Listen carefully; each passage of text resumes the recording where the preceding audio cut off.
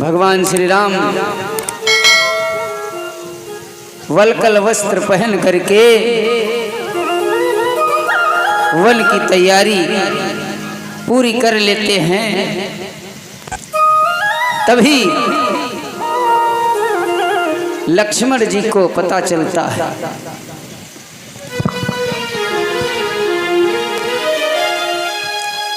लक्ष्मण जी महलों से दौड़ते हुए आते हैं।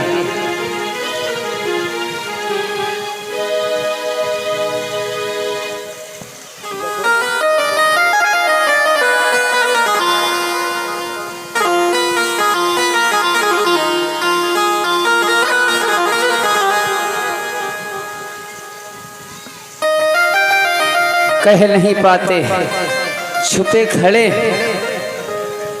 वाह, ये मैं क्या देख रहा हूँ? भैया लक्ष्मण इधर आओ।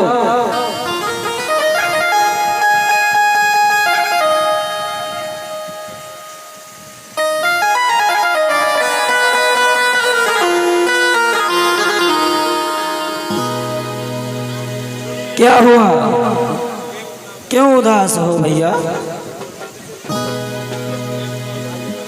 भैया कहिए भैया। आप इस वेशभूषा में हैं, हमने सुना है आप वन को जा रहे हैं।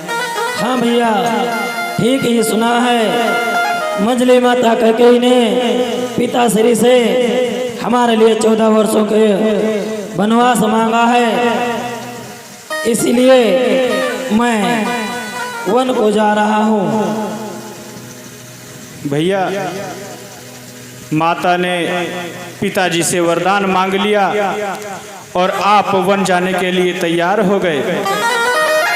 और वह कौन मांगने वाली है जो मांग रही है राज तिलक? वह कौन मांगने वाली है जो मांग रही है राज तिलक? और अधिकार जिसे है गद्दी का उसका ही होगा आज तिलक।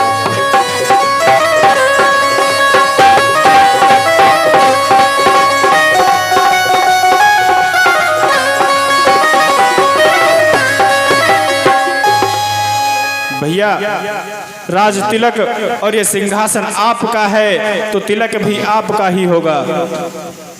भैया वो बात सत्य है, चाहे मैं राजा बनूं या भैया भरत, पिताश्री अपने वचनों के अनुसार भरत को राजगद्दी और हमें 14 वर्षों के लिए वन को घोषित किया है। अर्थात मैं स्वयं वन जाने के लिए तैयार हो गया हूँ। तो ठीक है भैया, अगर आपने ये प्रण कर ही लिया है तो आपका ये दास लक्ष्मण भी आपके साथ वन को चलेगा। भैया भैया लक्ष्मण, मैं आपको कैसे ले चल सकता हूँ?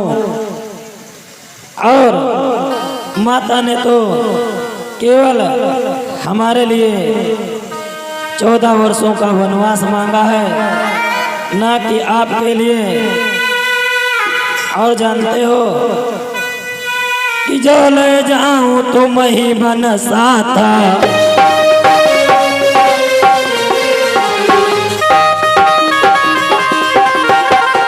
जो ले जाऊं तो मैं ही बन साथा, होई सबई विधि अवधाना।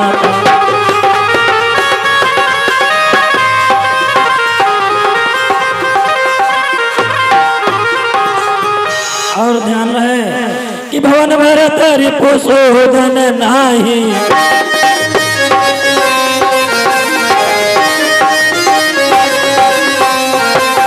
भवन भरत रिपुशोधन नाही, राव व्रत मम दुखो मनमा।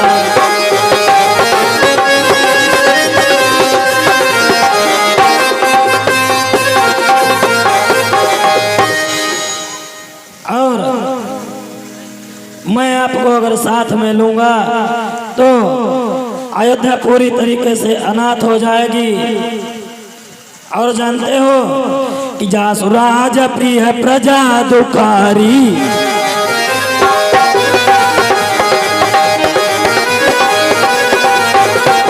जासु राज प्रिय प्रजा दुखारी, सोनपु अवसि न रखो अधिकारी।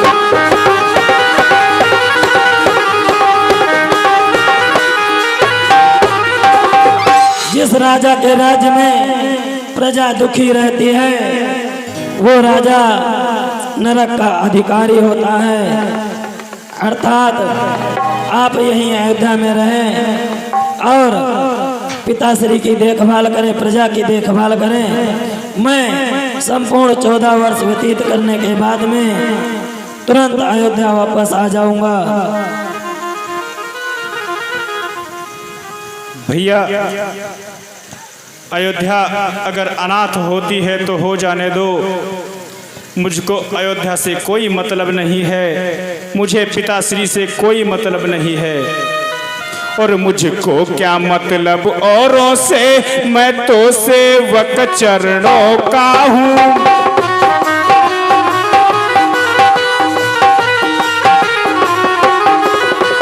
जन्म उपासक परिचारक याचक पावक चरणों का हूँ।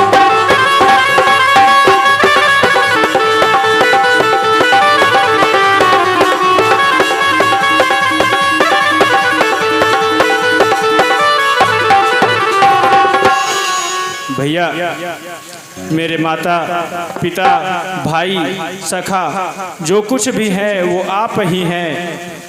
और भाई स्वामी या पिता सखा जो कुछ है अवध बिहारी है।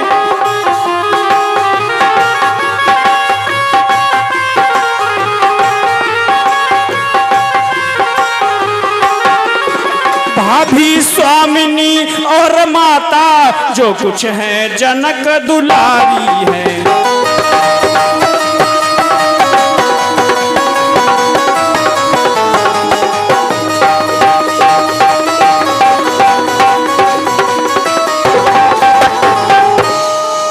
भैया आप ये अपनी मीठी मीठी बातें करके प्रजा को रिझा सकते हैं, परंतु मुझे ना रिझाइए भैया। और भाषा चातुर्य नहीं मुझ पर तो टूक वचन है लक्ष्मण का, या साथ गमन है लक्ष्मण का, या प्राण गमन है लक्ष्मण का।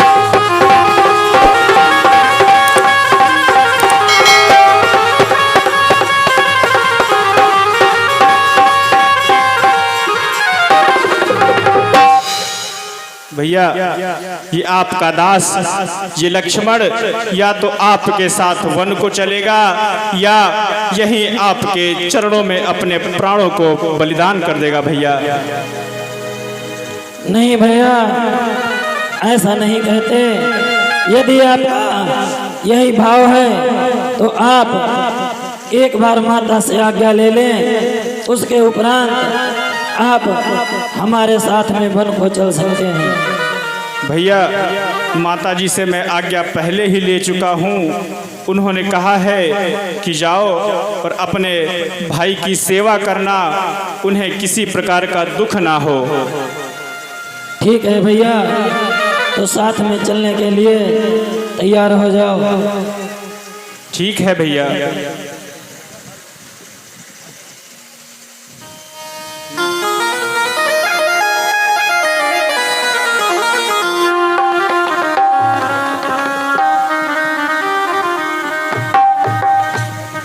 जैसे ही भगवान श्री राम सीता जी के कक्ष में पहुंचते हैं, आंसू से जो भरी थी आंखें घटा समान, झड़ी लगा दी उन्होंने समय उचित पहचान। जैसे ही देखा अश्रों की धारा बहने लगी।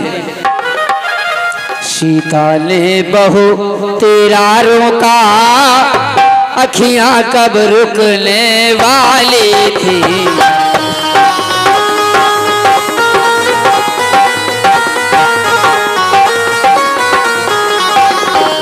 साजन को सावन समझी थी, साजन को सावन समझी थी, अपनी धुन में मत वाली थी।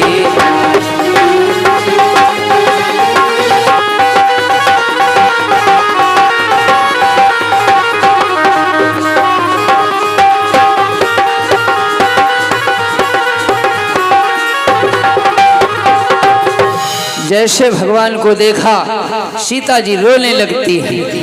देखी सीता की दशा जब यूं डामाडोल, पछुआ की नाई तभी उठे राम जी बोल। हे प्रिय, क्यों व्याकुल हो रही हो, क्यों रो रही हो, क्या कारण है? हे प्रभु, जब समय बोलने का हो तब बिन बोले होता काज नहीं।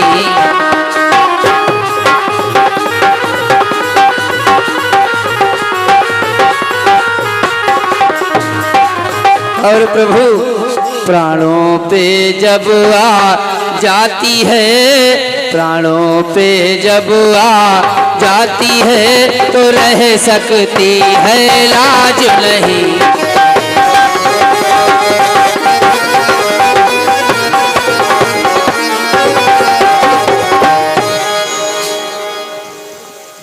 हे प्रभु, अब लाज छोड़कर कहती हूँ, अब लाज छोड़कर कहती हूँ, चरणों के साथ चलूंगी मैं।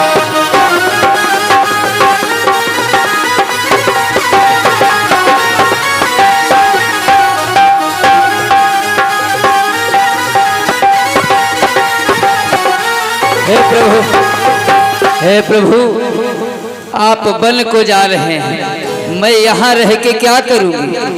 मैं आपके साथ ही चलूंगी। यदि आप भभूत रमाएंगे, हे प्रभु, जब आप भभूत रमाएंगे तो स्वामी भस्म मलूंगी मैं।